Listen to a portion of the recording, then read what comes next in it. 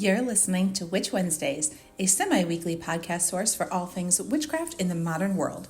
Join your host, Steph, on Wednesday mornings to chat about seasons, Sabbats, and all new witchcraft topics to help you make your life more magical.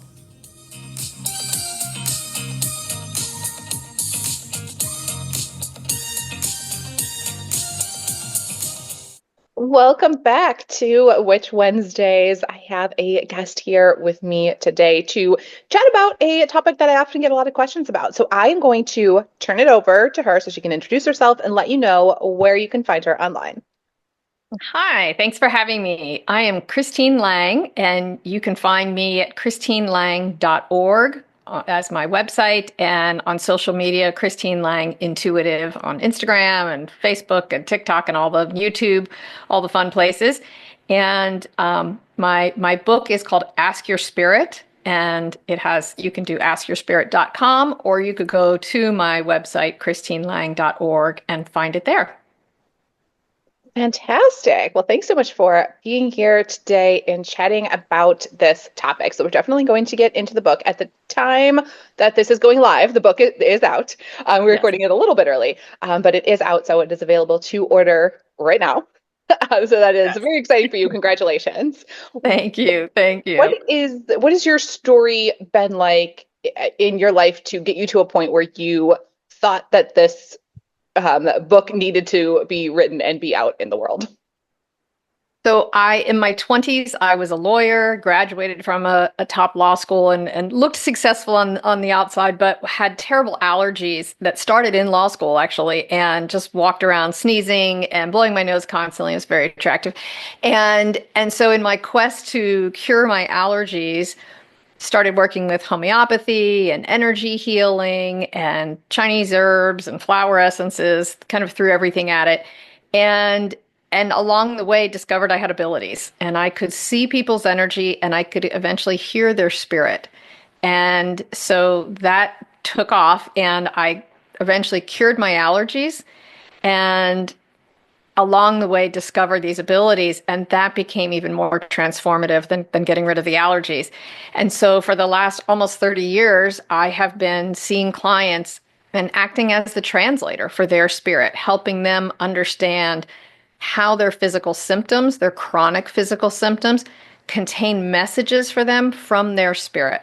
And once they get the message, the symptom usually heals, or we get tips on how to heal it. And I am now booked a year out. It's crazy to try to get in with me, which is a lovely problem to have for me, but not so much for everybody else. And so I wrote a book to teach everybody else how to do it for themselves. So the book is called Ask Your Spirit because everyone can ask their spirit questions themselves if you learn how to do it, how to ask the questions, how to plug in and hear your spirit, and then how to double check your answers so you don't think you're just making it up. So that's the purpose of the book, is sort of to put myself out of business because I can't keep up. So that's my honest truth of why I wrote this book. My spirit's like, you should just tell everybody else how to do it. And it's delightful to work with students and then watch their faces when they get a message and it's accurate. And they're like, oh my God, I can feel that in my body. That is exactly why I have that bladder pain or that knee pain or that hip pain. And then begin to work with it. So it's delightful to be a part of that transformative process for people. I love that. It's one of my favorite topics because it's crazy how much manifests within our bodies. Oh, yes. A lot of times there are physical issues, and then so many times it is related to what is going on mentally, going on in the rest of your life. And yeah, I did the law school thing too. Mine was eye twitching, so that was great. Yes, yeah, eye twitching's a good one. That's your spirit going, excuse me, yeah. Yep. And I mean, yeah, of course, that is like a physical manifestation of too much caffeine, not enough sleep. But there's so many other like things that go along with it. Like, why are you not sleeping? Why is there too much caffeine? Like, yes. Well, and one of the questions in the book that I teach people to ask their spirit is this purely physical? Right? Is it too much caffeine? Is it drug interaction? Because I took an allergy med and then I took this other, my blood pressure medication, and now they're interacting. And so one of the first things that we ask is, is there a message here for me? or is it simply physiological? And not that we want to just ignore doctors. And Western medicine is great for diagnostic. I never advocate for people to just skip the doctor, but especially once you know what it is, if it's a chronic condition and the doctor says, well, stress will make it worse. Well, heck, stress is everywhere. You can't escape it. So which stressor is just my annoying neighbor, and which stressor is, the argument with my sister that keeps the back pain going or brings on the migraines? And it's worth knowing how each stressor gets stored in your body and which ones trigger symptoms. So then you're working specifically on certain kinds of stress, and your spirit is like the best therapist to help you resolve those and give you great suggestions. Absolutely. And a lot of those chronic conditions cannot be cured or managed that well by doctors. And allergies is a great example of that, because allergies, they want you a lot of times to take a shot every week for 2 years, and it's not even going to be effective, and you're going to have to do it again later in life. Like, allergies are crazy. I'm like, that's not a solution. I'm not coming in, and insurance doesn't cover it. I'm not coming in weekly. Of course, right. But I think so often I'm somebody's quote last resort, where they come to me and they go, I've tried everything, and I believe it, right? I've tried, the functional medicine doctor and the acupuncturist and I think sometimes when those symptoms are evasive to cures, it's because our body and our spirit is sort of holding out and going, no, I need you to understand what's happening here, right? I had a client last week who has had recurrent bladder pain, interstitial cystitis for years and years. And I have actually a lot of clients see me for that, because Western medicine just says there is no cure. There's nothing really we can do. And so often it is how we have stored our own and other people in the family's grief and sadness and upset in our body. And it results in that kind of spasming pain. And once she made the connection, at first she was like, no, I had a great childhood. Everything was great. And as her spirit started saying, do you remember when you were 4 and 5 and you witnessed this? Do you remember when you were 6 and this happened? And she went, oh, yeah. And started putting together how she was always the peacemaker in the family. And she was always the one who sort of held the angst of her parents. Then she said, oh my God, I can already feel a difference in my body and how my body's holding this. And that sort of work then gets you to start journaling and releasing and acknowledging what has been true for you, so your body doesn't have to keep score in that way. And it's just so powerful and such great transformative work that I want everybody to be able to do it for themselves.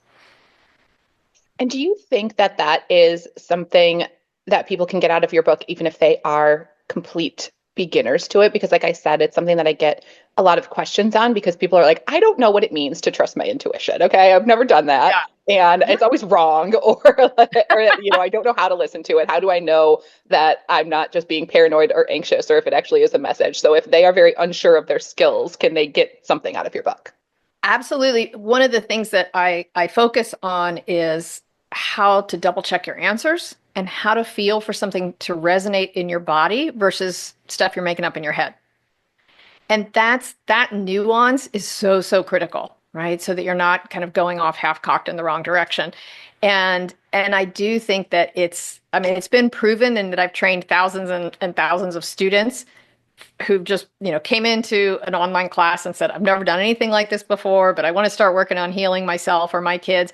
And they're shocked that within a few weeks, they're like, oh my gosh, I'm actually getting a little message. And I have to sit and figure out what it means when I got this visual from my spirit, or I heard these 3 words.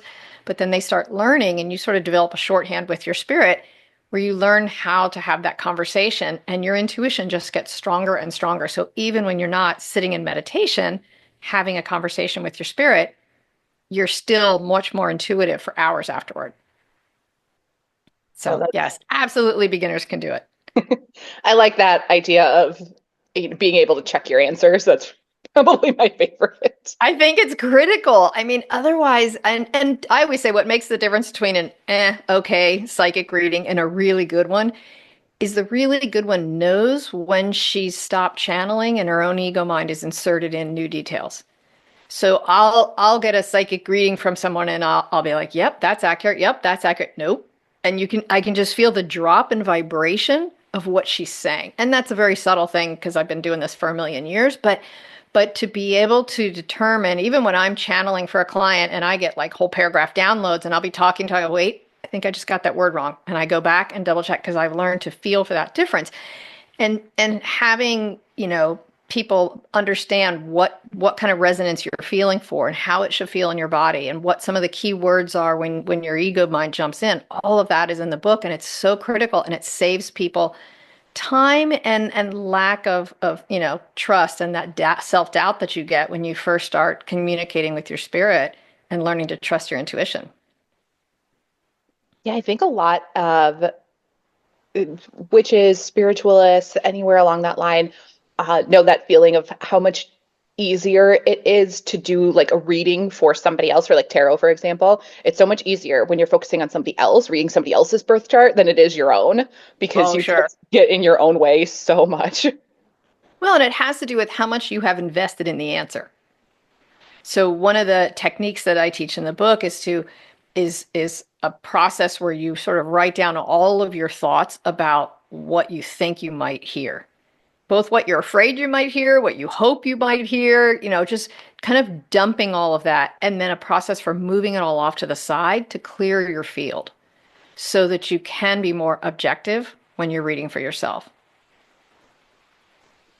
Is that a skill that comes with time and practice?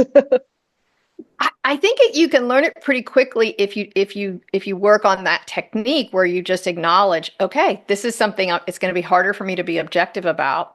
So if I'm listening in on something for myself versus a client that I don't know, I will probably listen in 2 or 3 times for myself before I trust it. And I make sure I get the same answer, and I do something where I kind of clear myself, clear my biases, right? And acknowledge all of that so that I learn to trust what I'm feeling. I can see that would be a very helpful practice to have, and I think would require a little like work and change every time it's like a new issue, and getting better in tune with figuring that out. Yeah, it's having practices in place so that you can trust your intuition and you can trust what comes through. And it's those processes of double checking yourself and double checking your answers and clearing out your biases ahead of time that help you build confidence in your ability to channel. And I always say if channeling your spirit is basketball, I might be Michael Jordan. I can't get you to be Michael Jordan from you reading this book, but I can get you to have a hell of a game, right? I can improve your free throw shot and your jump shot. I can get you out on the court.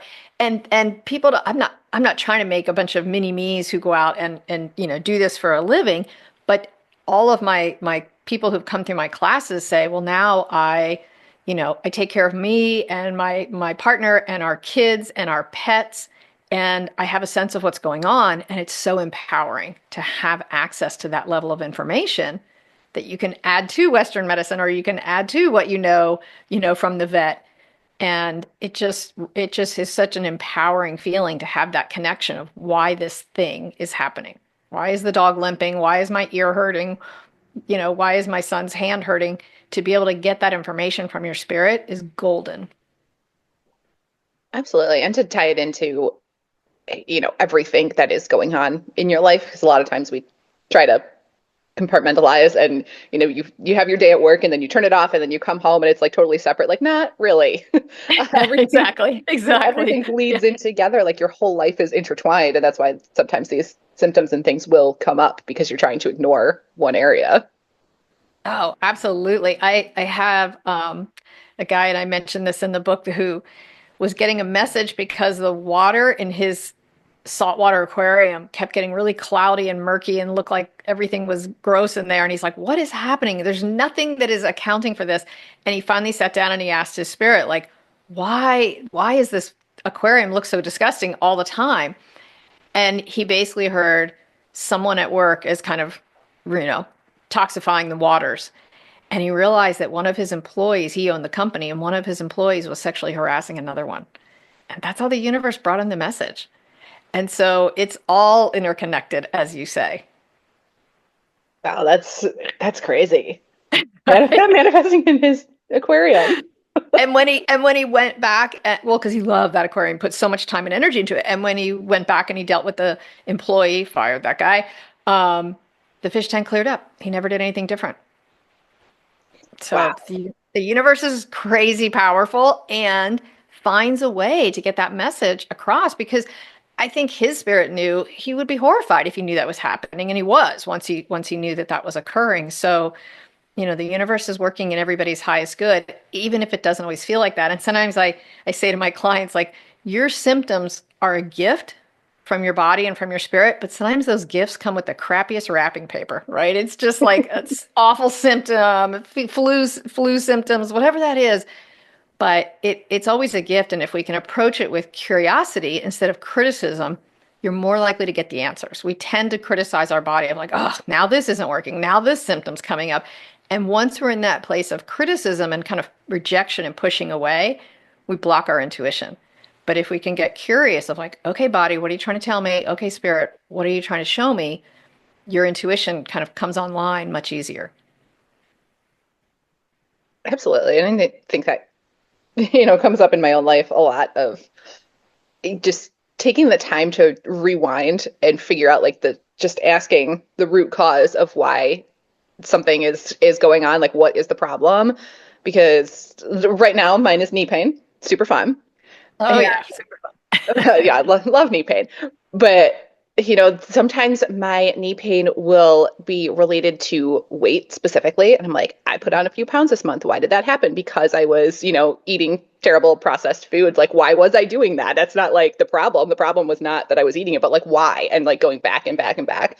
And there's just like asking myself and at some point tapping into my intuition and asking the universe, like, what is going on? How can I fix this knee pain?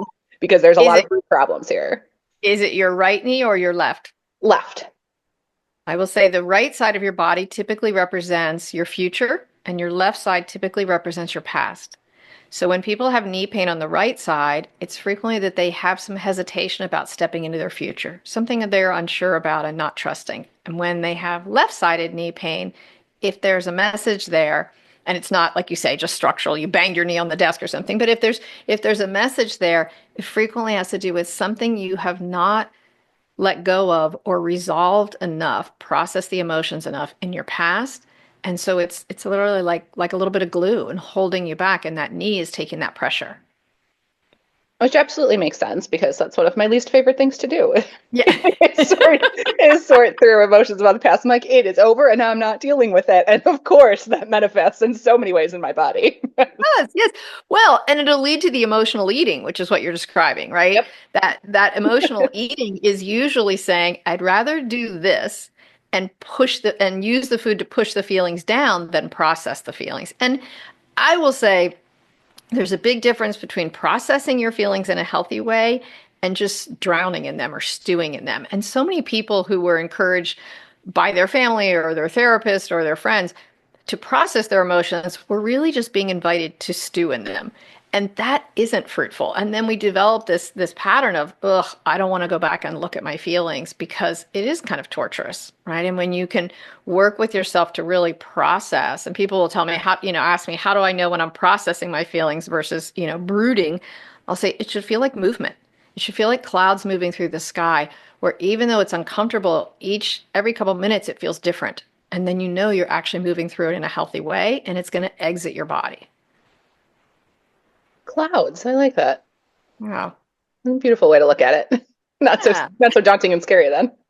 Exactly. And sometimes I picture it as fog in a doorway. So let's say this thing that you're avoiding, right?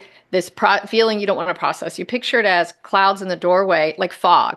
And when you're driving through fog, you can't see more than 10 feet in front of you. But as you pull up to the next, 2-foot little section, you can see right in front of you what you need to see. So if you picture fog in your doorway and you go stand in the middle of it with the intent of like, I'm willing to know what the heavy part of this is, and knowing that you can step right back out of it. A lot of times people go, oh, it's this. And they get it as one sentence. And then it's digestible and it's something you can move through. So, little technique to try. Excellent techniques, which I think you do offer those in the book as well, like a bunch of different techniques to be able to try this out. It's not just all cerebral writing. Yeah, it's very hands-on. Yeah, the first third of the book is sort of giving you your spirit cell phone number. Here's how to connect. Here's how to know, how to double check your answers. Here's how to do it. And then the rest of the book I call your relationship manual. And now you have this relationship with your spirit what are the rules? How does it work? And every chapter is a different kind of topic you might want to ask about. How do I deal with difficult family members? How do I deal with this issue with my partner, this issue with my friend? And each chapter has a client story to show how the spirit world, examples of how the spirit world will talk to you, and also tips of when you're sitting in meditation and talking to your spirit, here are some questions that you can phrase that your spirit's likely to answer.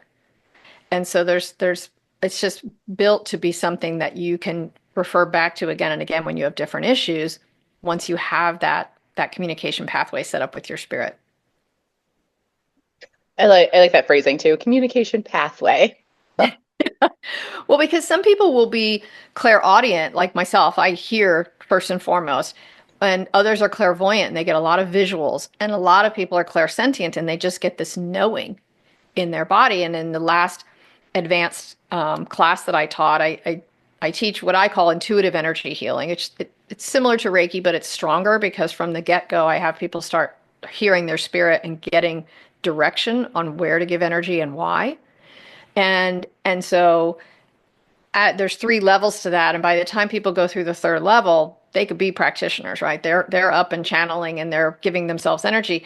And in that last class, there was a person there who was so strongly clairsentient. She could just feel in her body and go, oh, this person's starting to form kidney stones, or oh, and then there were other people that were getting crazy visuals and other people who were hearing the answer from their spirit. And I love that people have all different ways. And eventually you develop all of them, right? If you stick with this long enough, your spirit, you're not going to be limited. And you can be intuitive in a number of different ways. And you just call in those other abilities. But you'll always probably have one that is your strongest and is your go-to. And I love that people get information in so many different ways.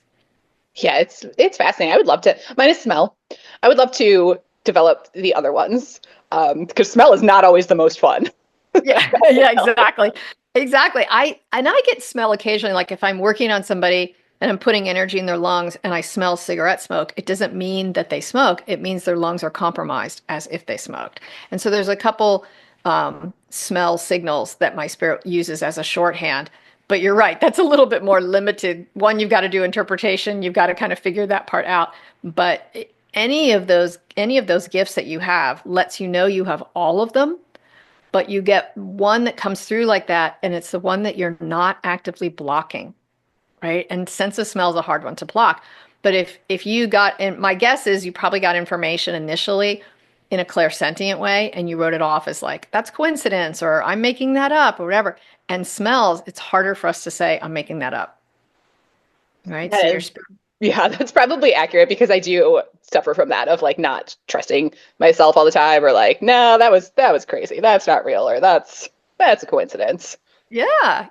And so that scent then will come in as the one that's really hard to deny.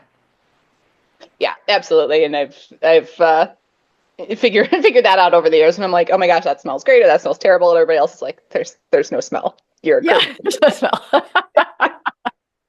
And I've had to figure out what they mean, like for me as well, because I figured out that I have a specific reason for aversion to roses, and everybody's like, roses are the best, and roses smell so good, and I'm like, nope, that is a danger sign for me.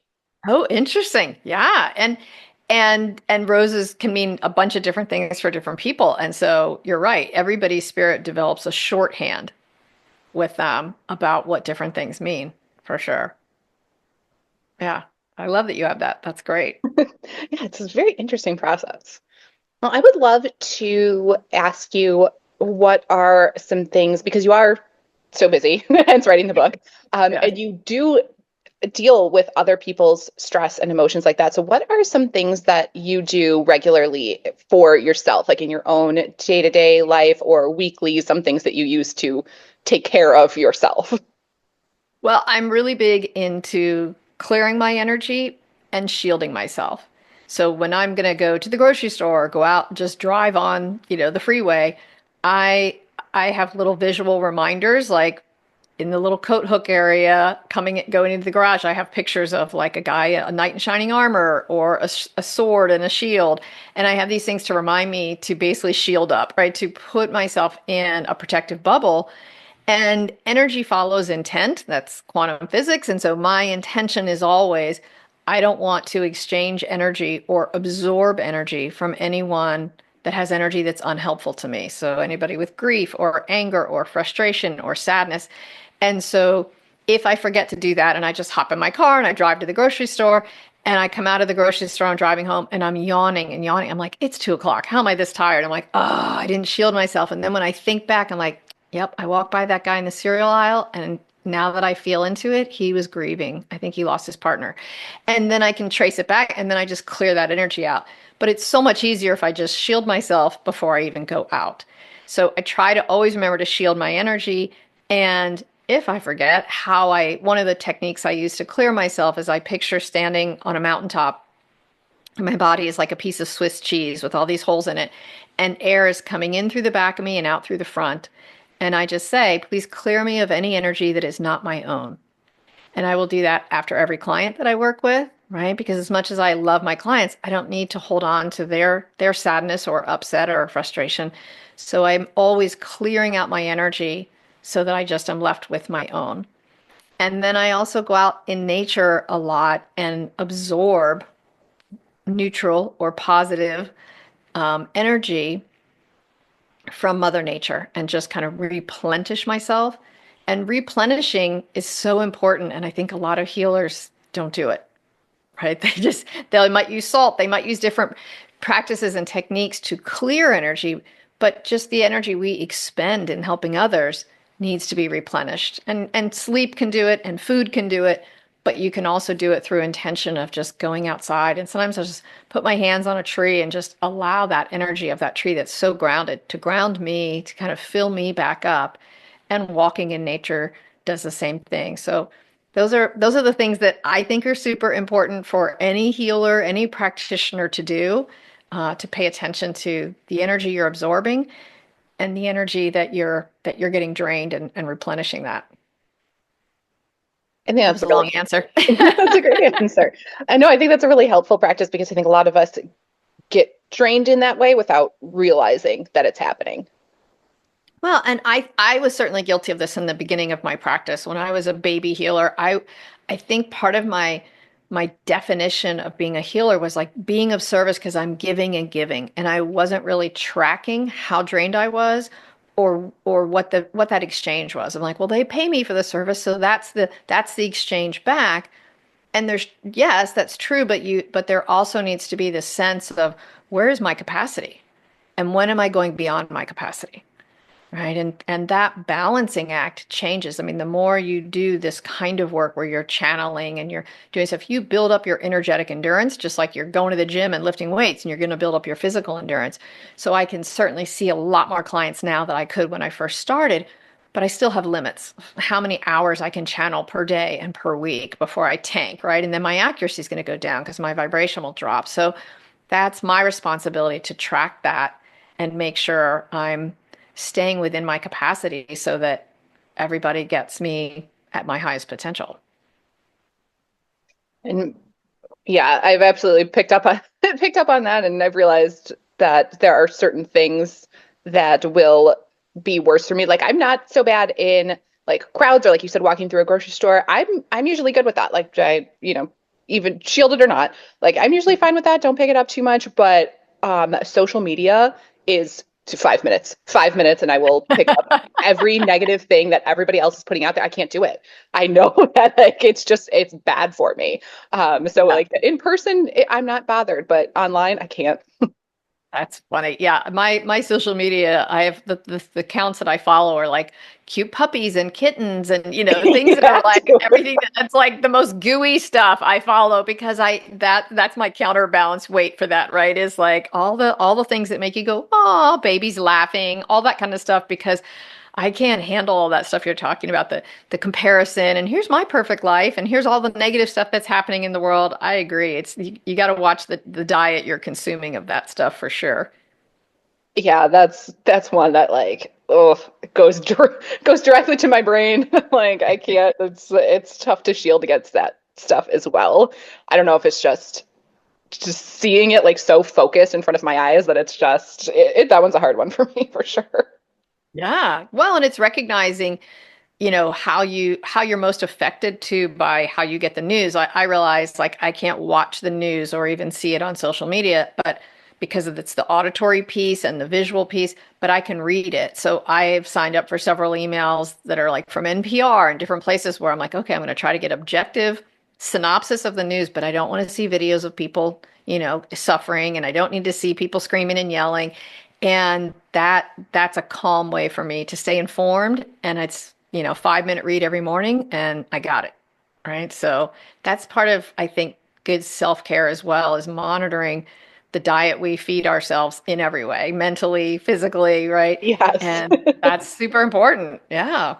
No, it really is just about protecting yourself. I use my husband for that. He has no problem with that. He likes watching the news, watches it every day. And I'm like, tell me anything important that I need to know and dumb it down like you're telling Exactly. a 5-year-old. Exactly. Well, and some people are really good. It sounds like your husband is at compartmentalizing that, right? They watch Yeah. the news, they watch all that stuff, and they're like, my husband can watch the most violent movie, and then he's like, oh, that was interesting, and I'm like laying awake in bed for 2 weeks with nightmares, right? So he Yeah. can compartmentalize, and I can't, and then I just recognize that my sensitivity is such, I can't compartmentalize that. And that lack of compartmentalization can make me really good at channeling for other people and saying, oh, your dead relative has showed up, or here's what this guide is saying, because I can be really expansive, but that's also a heightened sensitivity that I have to be protective of. And so the more abilities I get and the further out into the spirit world I go, the more I have to also be protective. And it doesn't mean I can't go to the movies and I can't go to the mall and go out and do things. I just have to pay attention, right? Put a shield up, figure out what I'm doing, clear any energy that doesn't work for me. Then I can go out and, as I say, live like a regular muggle, right? And still have my abilities. I think that will resonate with a lot of listeners, because I think people who listen to this podcast are like, yeah, yeah, that's me. Well, because I think we want the best of both. I want to have the experience of taking my nieces to the mall and taking them in, the toy store because they're having a great time. But I can also feel if it's around the holidays and everybody's down in that kind of first chakra area of I need to do the right thing and I need to buy these gifts and everybody's grumpy. I don't want to absorb all of that and not enjoy that time. So utilizing what we know about energy and how we're affected by it to spend time in the muggle world and enjoy it, and then also be able to come home and meditate and connect to our spirit and hear why we have a backache. That's the best of both worlds to me. Absolutely. And I think that your book is going to help a lot of people be able to do that and be able to switch that mindset once they're in, their personal calm space, and, have the tools that you need to be able to connect like that with your, enlightened spirit. I teach a class periodically. I was teaching it every month last year called Your Energy Matters, because your energy matters, right? And so it's all the different things that impact your energy. And I talk a lot about shielding and cleansing yourself and how to deal with difficult family members and how to talk about the stuff with family members who make fun of it and all the different things that impact our energy that I don't feel like when I was starting off, I got good guidance on. And all those classes are really inexpensive so that anybody can get them. They're up on the website.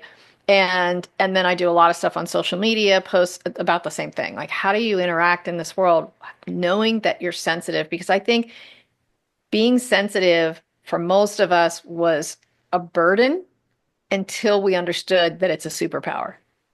And so I want people to get all the goodies out of being sensitive. And most people show up to me with like, oh, I just have headaches because the person next to me at work is really grumpy, or I have this, or I have that. And they know the stuff they pick up from family and friends, but they're not accessing the positive side of it, which is being super intuitive, having a high EQ, knowing what is true for yourself and other people in an instant, right? When you can tap in and hone those gifts, now you've got a superpower that gives you an edge over other people instead of a weakness because you're too sensitive. That's me on my soapbox. No, it is something that I think a lot of us were conditioned, especially from a young age, to view it as something negative. And, you're too sensitive. You cry too much. You have too many emotions. Like, Yeah. I definitely got that. I was a Scorpio. They're like, why do you have so many emotions? I don't know. Yes. And I think in many ways, those of us who are sensitive were the canary in the coal mine. And so we would pick up on things that were happening in the family dynamic that other family members weren't picking up on. And so when we brought it up, they literally didn't have an answer to us. And so it was easier to just kind of shut us down. You're just being ridiculous. You're just being too sensitive. You're just crying for no reason. Right. Well, never has a child cried for no reason. It's not that enjoyable. Right. So to take a different approach of like, oh, what was I picking up on that no one else picked up on, opens up a whole different perspective. And if you just even sit and start journaling from that perspective or sit in meditation, you'll be amazed at like how much information you start getting. Okay. When they told me I was too sensitive during this Thanksgiving dinner, what I was really picking up on is that, as Uncle Fred was drinking too much, he started getting nastier and nastier in his comments, and everybody pretended it was fine, but I could feel the tension in the room, and I commented on it, and everybody made me wrong and said I was too sensitive, right? So when we start tracking back, oh, here's what I was picking up on, now we start honing those gifts. Makes so much sense. Yeah. But it's a reframe, right? I heard all the time growing up, you're so sensitive. Why are you crying? Why do you feel all that, right? And now my answer would be, if I could go back in my 5-year-old body, because this shit's happening. That's why, right? Because it's real. Happening. And I know it. And you guys just don't get it yet. You're not tuned into the subtleties of it. So you're reacting to it, but you don't even know why. Right? So many decisions that we make in life are made energetically, then emotionally, then mentally. And the mentally comes in to rationalize the decision we made emotionally and energetically. So you go out house shopping, and there's 4 different houses, and this one has a bigger garage, but this one has a better workout room, and this one has this, and this one has that. It's apples to oranges to grapefruits. So how we pick it is our spirit guides us to like, that's the better house for you. And then we mentally come in and rationalize the decision. So once you know, oh, this is where the decision's actually occurring, is energetically and emotionally, you just go there first. When my son was trying to choose which college to go to, I said, we're just going to go stand in the middle of each campus. He's like, that's not going to work. I said, we're just going to do it. And he had all the stats of why this school was better than that school and this school. And we went and stood in the middle of Chapel Hill campus, and he got teary-eyed and he goes, I'm home. I said, there you go. I don't care about the stats. This is where you go. And he had a fabulous experience. And I've had other clients that I've coached them to do similar things. And they're like, I did not think that would work. And it worked. Right? The land will speak and it will resonate in your body, and your spirit will just tell you. And it's just so much faster to make decisions that way. Yeah, absolutely. So yeah, that's how you learn to just trust your spirit and working with your intuition in that way. No, I really love that. That's such a beautiful story, though, for your son to like know that he's in the right space and know that these things like happen for anybody at any age, and for him to be able to tap into his gifts like that too. I'm glad he found his home. Yeah, and he really wasn't a kid who really meditated much or believed all the stuff I believed. So it doesn't require a certain level of skill and connection to your intuition. It just requires the willingness to be open and feel what is true for you. And my older son, I had a similar instance where he's like, Mom, I'm not going to be able to do it. And I'm like, just feel what is true for you. Just stand here and just start feeling like you're making stuff up, but just start talking. And he just started kind of talking and stuff. The first couple of things he said were just clearly head stuff. And then as he started talking more, he's like, oh, here's what I know. I'm like, there you go. But it's that willingness to be open. And neither one of my kids have necessarily my abilities. They've never chosen to develop them. That's not their path. They know how to meditate. They know how to get an answer from their spirit, but they rarely ever do it. And fine, right? They're young guys in their 20s. They're doing their thing. But that they know what is true, right? And they know they can fall back on that whenever they really need to. And that my job is done, right? That's what they had to know. That's what my job was, to teach them that. And to teach everyone else that information is always there for you when you want to access it. I think that will absolutely come across in your book for listeners. And I think a lot of them are really going to appreciate that and have this place to turn to that gives a little more information than just like, trust your gut, trust your intuition. Like, that's not the easiest statement to follow. Yeah, that I always found that not very helpful. Trust your gut, because The trust your gut or trust your intuition, your own ego mind gets blended in there with it, and it's really hard to separate those two out. And so one of my goals in Ask Your Spirit in the book is to help people separate that out so you feel more confident about following your intuition. I think that will help a lot of people, myself included, because that, is something that I was not confident on for a long time. And like we said, the check your answers is just right up my alley. That's exactly what I want. Good. How do I make sure that I'm right? Exactly, which is a reasonable question. And as former lawyers, we are, we were trained to be skeptics, and in a good way. I always say, bring your healthy skepticism. Absolutely. Yeah, it's a good skill to have. So yeah, I love that. You're right. For lawyers being like, I need to check my answers. I need to make sure that I'm right. Yeah, absolutely.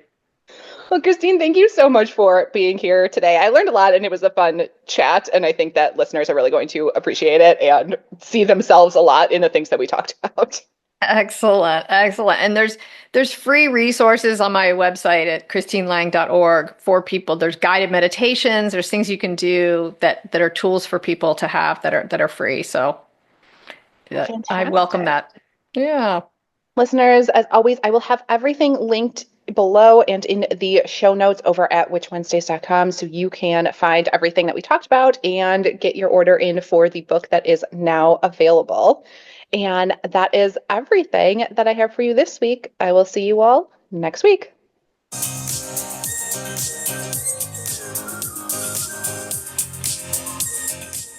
Need even more witchcraft in your life? Subscribe to Witch Wednesdays on Patreon and YouTube for all types of exclusive bonus content like spells, recipes, book reviews, and more, or even order personalized tarot readings and spells. Be sure to follow on Instagram at Witch Wednesdays Podcast. And you can find all these links and more at witchwednesdays.com.